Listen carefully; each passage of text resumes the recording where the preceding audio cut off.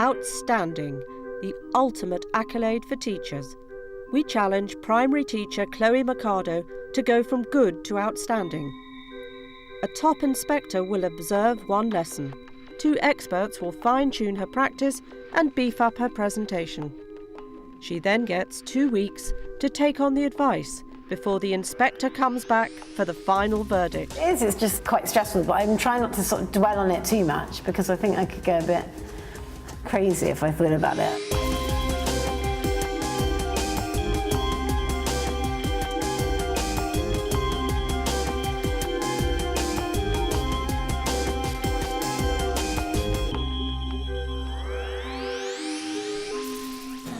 You go, don't worry if it comes croaky out. And Brilliant. Do it once more. And and can you do meow? Meow. Can you feel your voice is pretty croaky up there?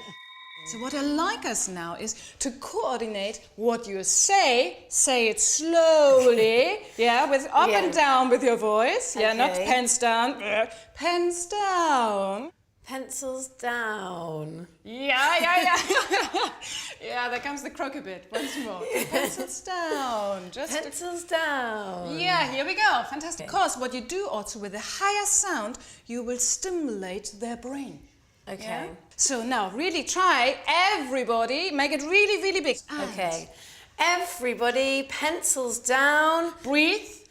Turn around Breathe. And face me. Okay, fantastic. Just breathe in between. Yeah. Okay. Chunk, gap, chunk. These are 3 instructions. Once more, a bit more gap.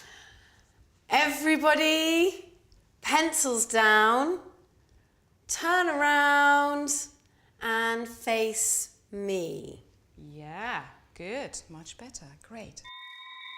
The thing that surprised me about what Ulrika said is that actually you don't have to have this tired voice at the end of the week or at the end of the day, which is great news because she's actually shown me how to use it properly. So, with Chloe's final observation just weeks away, it's back to the classroom to put all that advice into action and raise her game. You will see that our new science topic this term is called forces and movement.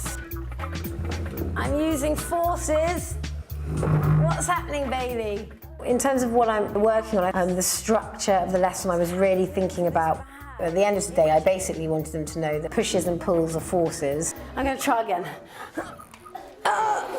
And that there are different actions you can use to create a push or a pull force. You're both standing up. Marco, you're putting... I can plan the structure of the lesson. So when it comes to my gestures and my voice, it's something I need to think about at the time. Every chair should be turned around and it should be facing me. I think it's certainly still a work in progress. So I'm just still working on everything, really. Chloe and Deputy Head Verity Coates reflect on last week's observation. You're taking all the feedback now, but you're not writing any other sort of suggestions. You've got questions, but not keywords. No, I should have been writing a lot of that down and all of the vocabulary, so we could have come back to it and looked at it, And I think that's another way, actually, where you move them on from what they already know, because then they can use a word that they might not have known what it meant. They might have known what it was. Yeah. And particularly if you're more able, I think, that they actually start to use some of the technical vocabulary. They're understanding it a little bit better. Yeah. Rather than just reporting it. I watched the first observation lesson. It's so weird. It is like watching somebody else. That's what's so strange about it. Do you watch it and think, right, things that you don't think you do? Or I was literally... And literally at one point I was like this. Things that Ulrika did with me, I am much more aware of it all the time. I suddenly think I'm doing it now. I'm doing it all the time.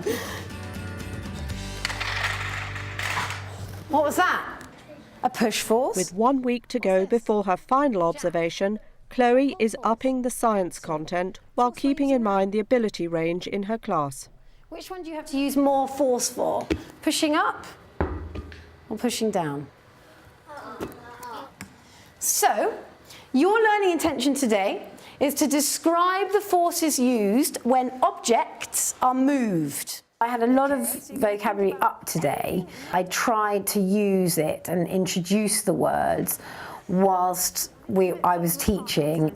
I was expecting some of them to be writing sentences where they're talking about a powerful or gentle force, which direction it's gone in and why. Where some of them would be drawing a picture of themselves. The work they were producing is where the differentiation came into it, I think. Naveen, Aditya. Right. I want my truck to move. But I don't want any of us to actually push it or pull it ourselves. Ellie. You could blow it. Could we blow it? I'll tell you what, we can't blow it ourselves. On a hill, and then it'll sort of like go down. He's cracked it. Go. Oh, hi, John, it's Chloe. How are you? With Judgment Day looming, Chloe gets some last-minute advice from John Stringer. Did you use a ramp as well? I did. At the end, we all sat round again, and I got a ramp and a truck, and I asked how we could make it go down. What's happening next? Well, then next is investigating how to make it go further. So Right. changing the angles. Right, because once you use the ramp, could lead you into your very first graph.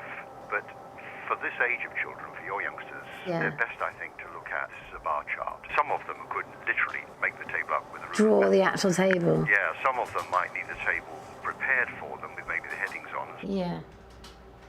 Yeah. Okay, thanks, John. Bye. Dancers, you need bare feet.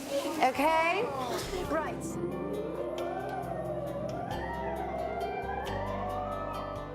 I'm quite tired today. There's an awful lot going on generally. And obviously we've had the school show now. Quite stressful putting it all on. Making sure it's all okay. I don't want more informed. I need to fit that in. I'm just checking that everything I think is going to happen does actually happen. It's got the potential to be a really good lesson, and I've hopefully brought everything that I've learned and talked to people about into it, and hopefully it will come together. The day of Chloe's final observation has arrived, and Claire Gillies is back. With all the expert advice and hard practice behind her, will Chloe move from good to outstanding? Forces of movement. Now, here's the car, here's the ramp. I was wondering, how could we change the distance that the car travels? Have a little think about it quickly. It's like bumpy on those or then it won't be that. Just turn around, face me. Who would like to give me something that they thought of that could make the car go in a different distance, go further or shorter? Imogen, You could put it higher, what could you put higher? the ramp. Oh, excellent. What do you think is going to happen? Who would like to tell me their prediction? Lucy. When you do the highest one, then the car will go down faster than the other heights, and it will go further. Right. Do you want to let it go, Bailey? Whoa. Wow. It is about 25 centimetres. So, middle right. Ooh. It was like we were doing an experiment, and experiments are very fun. Right. Final one. Are we ready? Yes. Everyone ready? Yes. Right. Release the car. Ooh. 77. It's about 75 centimetres. Hands up. Who made a correct prediction? Oh, wow. It was my favourite part because I guessed and I got it right. So, this block graph shows the effect of the height of a ramp on the distance a car travels. So what we need to do to make it a little bit easier with our results, we're just going to round them up to the nearest 10 centimetres.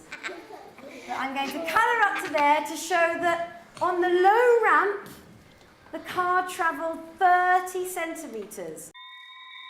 Get a colour, colour it in. What happened when the ramp was low? How could you explain it? What could you say? It went lower. Did it go lower? It was the distance, wasn't it? Was it a long distance or a short distance? Short. Right. Spaceship, there's no gravity. So I better be very careful if I ever find myself in a spaceship. And the shorter distance on the low ramp and the further distance on the high ramp. Do you know why that happened? Pull force. It's a pull force. Excellent. And what happened to that pull force when the ramp went higher? Got Bigger. It's a greater force, isn't it, that was pulling it more.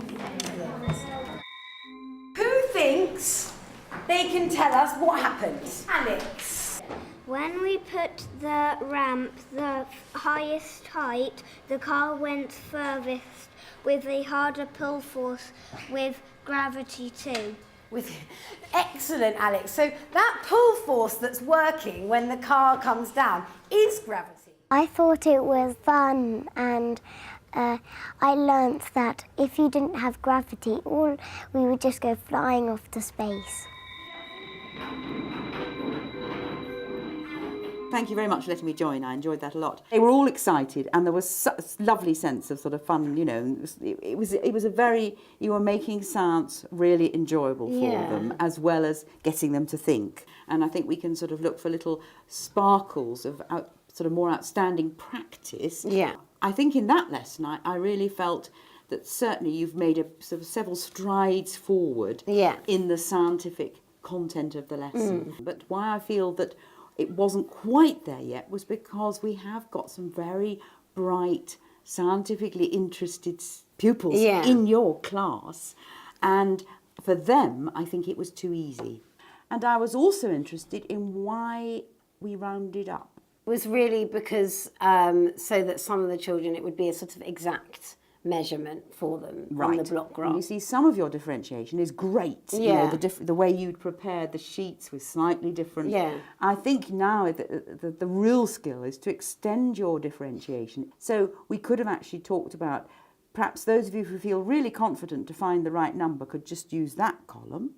If you find it hard to plot the exact number, then go for the rounded up and see what happened. But at the end of the lesson, we have to celebrate that practically all of them had written a sentence that really showed understanding. And I think all your natural generic teaching skills, which you really have got a cartload, it's wonderful, with more and more science content and confidence, and then you are going to be delivering some really wonderful science lessons, and I feel you've certainly taken a real step towards that.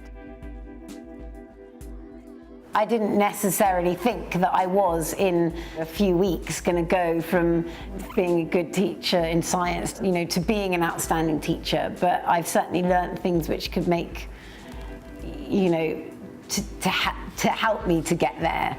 And some of those came through, and some of them, you know, are still there to be worked on.